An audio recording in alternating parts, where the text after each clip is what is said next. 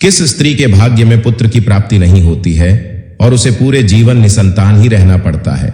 और वह कौन से कार्य हैं जो एक पतिव्रता स्त्री को अपने जीवन में कभी नहीं करने चाहिए, नहीं तो उसे पुत्र की प्राप्ति नहीं होती है?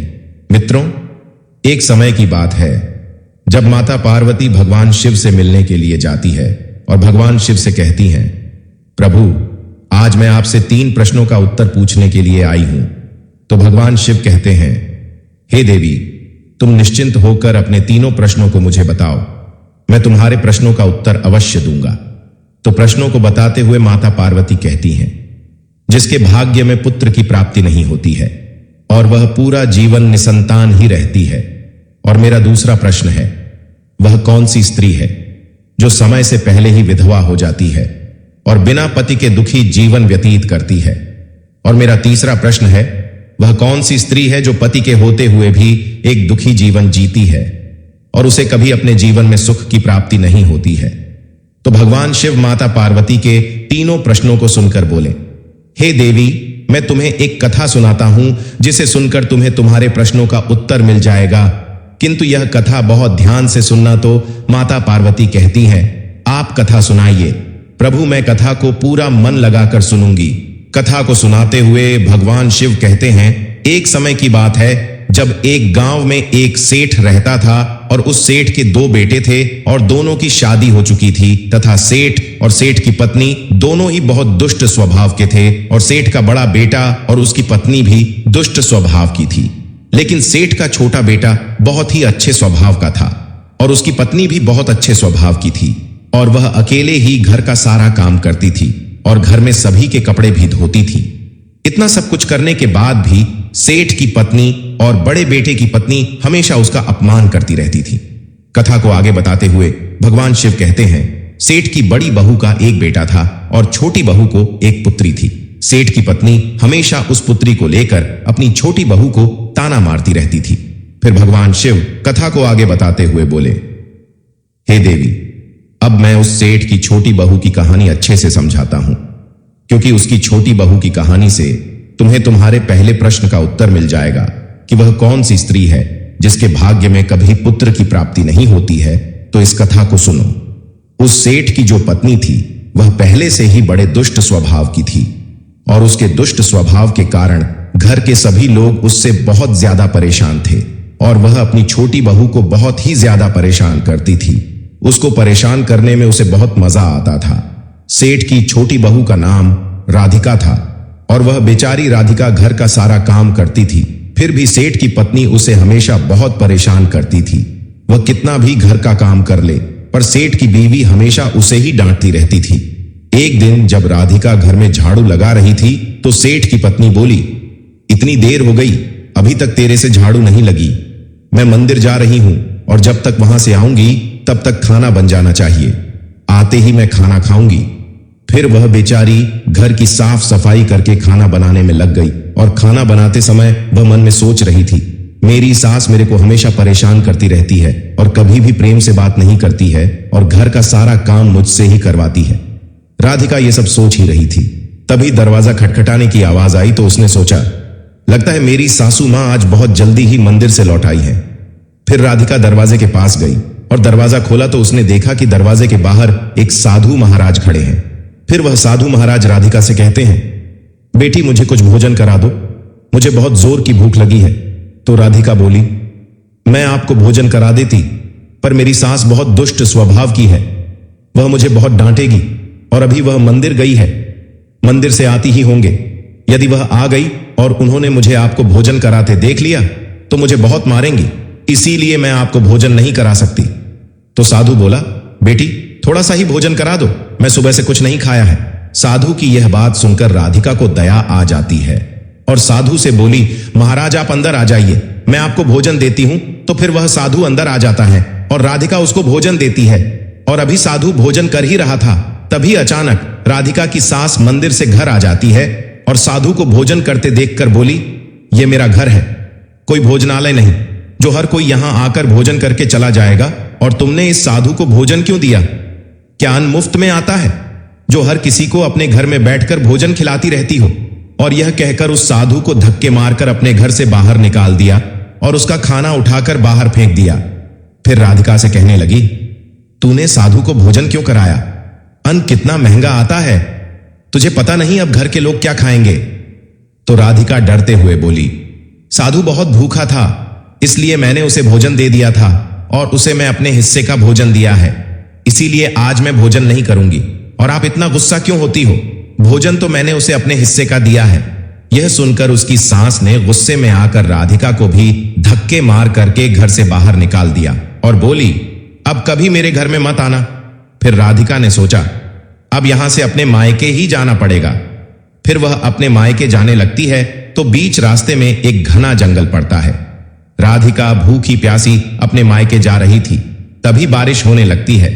फिर राधिका वहीं जंगल में एक पेड़ के नीचे बैठ जाती है, लेकिन फिर भी बारिश की बूंदें उसके ऊपर गिरती रहती हैं और वह भीगने लगती है। तो उसे एक और पेड़ दिखा जो काफी बड़ा था, तो वह बारिश से बचने के लिए वह उस बड़े से पेड़ के नीचे जाकर बैठ गई और रोने लगी। तभी उसे एक संत मिले और संत के कहा, बेटी तुम क्यों रो रही हो? तो राधिका ने संत को सारी बात बताई। तो संत ने कहा, वह लोग तुम्हें इसीलिए परेशान करते हैं क्योंकि तुम्हें अभी तक पुत्र की प्राप्ति नहीं हुई है, लेकिन तुम चिंता मत करो, मैं तुम्हें एक पर्ची देता हूं जिसमें पुत्र प्राप्ति का उपाय लिखा है। फिर संत ने उसे एक पर्ची दी और कहा, इसमें लिखा उपाय को यदि तुम पूरी निष्ठा से करोगी तो तुम्हें पुत्र की प्राप्ति अवश्य होगी। और फिर इतना कहकर वह संत वहां से चले गए। फिर राधिका अपने मन में सोचने लगी, ससुराल में बहुत सम्मान मिलेगा और मेरी सास मेरी बहुत इज्जत करेगी। ये सोच ही रही थी, तभी बारिश बंद हो गई और फिर उसने पर्ची को खोला और पढ़ा तो उसमें लिखा था, पुत्र प्राप्ति के लिए स्त्री को हमेशा अपने पति के बाएं और सोना चाहिए। और पर्ची में आगे लिखा था कि मासिक धर्म शुरू होने के प्रथम 4 दिवस में स्त्री और पुरुष के मिलन से पुरुष रोग प्राप्त होता है, इसीलिए मासिक धर्म के प्रथम 4 दिन पति पत्नी को मिलान नहीं करना चाहिए, तथा मासिक धर्म के 5वें दिन मिलन से कन्या की प्राप्ति होती है और 6ठे दिन मिलन से पुत्र की प्राप्ति होती है और 7वें दिन मिलन से बंधिया पुत्री होती है, तथा मासिक धर्म की 10वीं रात्रि में मिलान करने से अति श्रेष्ठ पुत्र की प्राप्ति होती है। और फिर उस पर्ची में लिखी सारी बातें पढ़कर राधिका अपने मन में सोचने लगी, अब मैं इसी जंगल में रहूंगी। और फिर उसका पति उसे ढूंढते हुए उस जंगल में राधिका के पास पहुंचा और उससे कहा, तुम घर चलो। तो राधिका ने उसे पर्ची वाली सारी बात बताई और कहा, अब मैं यही रहूंगी जब तक मुझे पुत्र की प्राप्ति नहीं हो जाती। यह सुनकर उसका पति भी उसी के साथ जंगल में रहने लगता है। और फिर राधिका ने अपने मासिक धर्म के दौरान मासिक धर्म की 10वीं रात्रि में अपने पति के साथ मिलान किया और वह गर्भवती हो गई। फिर सुबह स्नान करके राधिका पूजा पाठ करने के लिए बैठी हुई थी, तभी उसका पति लकड़ी काटने के लिए चला गया और फिर भयंकर तूफान आया, जिससे उसकी झोपड़ी उड़ गई और भारी बारिश होने लगी।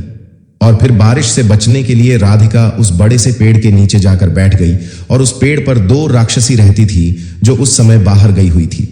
और थोड़ी ही देर बाद वह दोनों राक्षसी पेड़ पर आकर बैठ गई और उसी पेड़ के नीचे राधिका बैठी थी।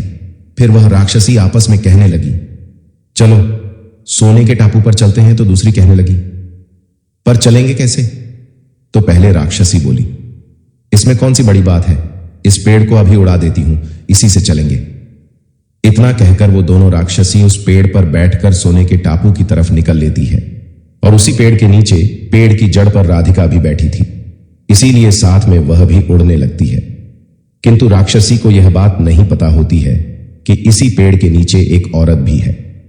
फिर कुछ ही देर में वह दोनों राक्षसी सोने के टापू पर पहुंच जाती है और फिर दोनों राक्षसी को भूख लगी तो वह दोनों पेड़ से उतरकर शिकार करने के लिए चली गई। फिर राधिका पेड़ की जड़ से उतरकर जब सोने के टापू पर पैर रखा तो उसने देखा यहां तो सब सोना ही सोना है।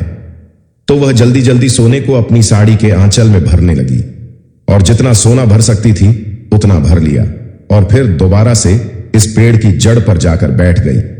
फिर कुछ देर बाद दोनों राक्षसी शिकार करके वापस आ गई और फिर पेड़ के ऊपर बैठ गई और फिर दोनों आपस में कहने लगी, चलो अब यहां से चलते हैं। और फिर कुछ ही देर में वह दोनों पेड़ को लेकर वहीं पर पहुंच गई, पर राधिका तब तक पेड़ की जड़ पर ही चुपचाप बैठी रही जब तक वह दोनों राक्षसी वहां से चली नहीं गई। फिर भगवान शिव कहानी को आगे बताते हुए माता पार्वती से कहते हैं, अब कहानी को ध्यान से सुना, क्योंकि यही से आपको पता चलेगा कि किस स्त्री के भाग्य में पुत्र की प्राप्ति नहीं होती है। तो माता पार्वती कहती हैं, जी प्रभु भगवान शिव कहते हैं। फिर कुछ देर बाद वह दोनों राक्षसी वहां से चली गई और फिर राधिका उस सोने को लेकर पेड़ की जड़ से नीचे आ गई और सोचने लगी, यह सारा सोना लेकर मैं अपने घर जाऊंगी और मेरी सांस इतना सोना देखकर खुश हो जाएंगी और मुझे परेशान करना बंद कर देंगी और मुझसे घर का काम भी नहीं कराएगी। राधिका यह सोच ही रही थी, तभी उसका पति भी जंगल से लकड़ी काट कर आ गया और राधिका से कहने लगा, इतना सारा सोना तुम कहां से लाई हो? तो राधिका ने उसे राक्षसी वाली सारी बात बताई और कहा, चलो अब हम लोग घर चलते हैं। तो उसका पति बोला, ठीक है, और फिर दोनों घर जाते हैं। और घर जाते ही राधिका ने अपनी सास को सारा सोना दे दिया। फिर इतना सारा सोना देखकर उसकी सास बहुत खुश हुई और उससे पूछने लगी कि तुम इतना सारा सोना कहां से लाई हो? तो राधिका ने अपनी सास को राक्षसी वाली सारी बात बताई। फिर उसकी सास ने सारा सोना ले लिया और उसके बाद राधिका से कहने लगी, इतने सोने से क्या होगा? जब वहां पर बहुत सारा सोना था तो तुझे और ज्यादा सोना लेकर आना था। इतना थोड़ा सोना लेकर क्यों आई हो? तो राधिका बोली, इतना सारा सोना तो है और लाती तो क्या होता? तो उसकी सास बोली, फिर भी सोना खत्म ना होता। अब तू देख, इस बार मैं जाऊंगी और बहुत सारा सोना लेकर आऊंगी।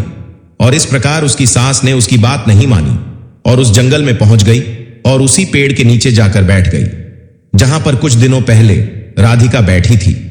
तो उस पेड़ को राक्षसी उड़ाकर सोने के टापू पर ले गई थी। फिर कुछ देर राधिका की सास पेड़ की जड़ पर बैठी रही और थोड़ी ही देर में वह दोनों राक्षसी वहां आई और उसी पेड़ पर बैठ गई। फिर एक राक्षसी कहने लगी, आज सोने के टापू पर नहीं बल्कि नदी किनारे चलते हैं, वहां पर मछलियां खाएंगे। और इतना कहकर पेड़ को लेकर नदी की तरफ चल देती है। अभी उसकी सांस एकदम से बोल पड़ी, तभी उन दोनों की नजर उसकी सांस पर पड़ी और उसकी सांस सोचने लगी कि इस पेड़ पर कोई और भी है। तो दोनों ने पेड़ को बहुत जोर से हिलाया, जिसके कारण उसकी सांस पेड़ से नीचे गिर गई और उसकी मौत हो गई। उसके बाद जब उसके घर वालों को उसकी मौत का पता चला तो सभी लोग वहां पर पहुंच गए और राधिका कहने लगी, सोने के लालच में चली गई, अब इनको लालच का फल मिल गया। मित्रों, कहानी को आगे बताते हुए भगवान शिव कहते हैं, इस तरह उसकी सास की मौत हो गई, इसीलिए हमें लालच नहीं करना चाहिए। और फिर कुछ समय के बाद राधिका को एक पुत्र हुआ और पुत्र प्राप्ति के बाद राधिका बहुत खुश थी और उसने अपने घर में एक दावत रखी जिसमें उसने बहुत से पंडितों और संत महात्माओं को अपने घर पर भोजन कराया। फिर भोजन करके सभी संत महात्माओं ने उसको बहुत आशीर्वाद दिया। और उधर सेठ के बड़े बेटे की बहू, जो हमेशा राधिका को पुत्र को लेकर ताने मारा करती थी, उसका मुंह हमेशा के लिए बंद हो गया। फिर भगवान शिव माता पार्वती से कहते हैं, मेरी कथा समाप्त हुई, अब मैं तुम्हें तुम्हारे प्रश्नों के उत्तर देता हूं। तुम्हारा पहला प्रश्न था, कौन सी स्त्री के भाग्य में पुत्र की प्राप्ति नहीं होती है और वह पूरा जीवन निसंतान रहती है? तो जो स्त्रियां संत द्वारा दिए गए पर्ची में लिखी बातों के विपरीत कार्य करती हैं, उनके भाग्य में पुत्र की प्राप्ति नहीं होती है। और जो स्त्रियां अपने पति का आदर नहीं करती हैं और हमेशा उनसे लड़ती झगड़ती रहती हैं और अपने पति से हमेशा नाराज रहती है, उनके भी भाग्य में पुत्र की प्राप्ति नहीं होती है। इसीलिए प्रत्येक स्त्री को अपने पति का आदर सम्मान करना चाहिए। और तुम्हारा दूसरा प्रश्न था कि वह कौन सी स्त्री है जो समय से पहले ही विधवा हो जाती है और बिना पति के एक दुखी जीवन जीती है? तो समझ लो, जो स्त्रियां पति के होते हुए भी मांग में सिंदूर नहीं लगाती हैं और ना ही मंगलसूत्र पहनती है और जहां भी जाती है बिना मंगलसूत्र के जाती है तथा पति के कहने पर भी उसकी बात नहीं मानती है और पराये मर्दों के साथ संबंध बनाती हैं, तो ऐसी स्त्रियां समय से पहले ही विधवा हो जाती हैं। इसीलिए एक शादीशुदा स्त्री को पतिव्रता जीवन जीना चाहिए और अपने पति के अलावा पराये मर्दों को नजर उठाकर भी नहीं देखना चाहिए। और तुम्हारा तीसरा प्रश्न था कि वह कौन सी स्त्री है जो पति के होते हुए भी एक दुखी जीवन जीती है और उसे अपने जीवन में कभी सुख की प्राप्ति नहीं होती है? समझ लो, वह स्त्रियां हैं जो सुबह देर तक सोती रहती हैं और सुबह 8 मेन या 9 बजे के बाद उठती हैं और बिना स्नान किया ही भोजन बना देती है और पूजा पाठ भी नहीं करती है और कहीं भी जाना होता है तो अपने पति की बिना आज्ञा के चली जाती है पति के मना करने पर भी नहीं मानती है, पति की एक भी बात नहीं मानती है, तो ऐसी स्त्रियों के जीवन में कभी सुख की प्राप्ति नहीं होती है और हमेशा दुखी जीवन जीती है। इसीलिए एक पतिव्रता स्त्री को हेमशा चरित्रवान रहना चाहिए और प्रातः काल में उठकर स्नान आदि करके पूजा पाठ करके फिर भोजन तैयार करना चाहिए, जिससे कि घर में सुख शांति आती है। और माता पार्वती की पूजा भी करनी चाहिए, जिससे कि माता पार्वती प्रसन्न होती है। दोस्तों, आपको आज की वीडियो कैसी लगी हमें कमेंट करके अवश्य बताएं, और वीडियो अच्छी लगी है तो वीडियो को लाइक और चैनल को सब्सक्राइब अवश्य करें। हर हर महादेव।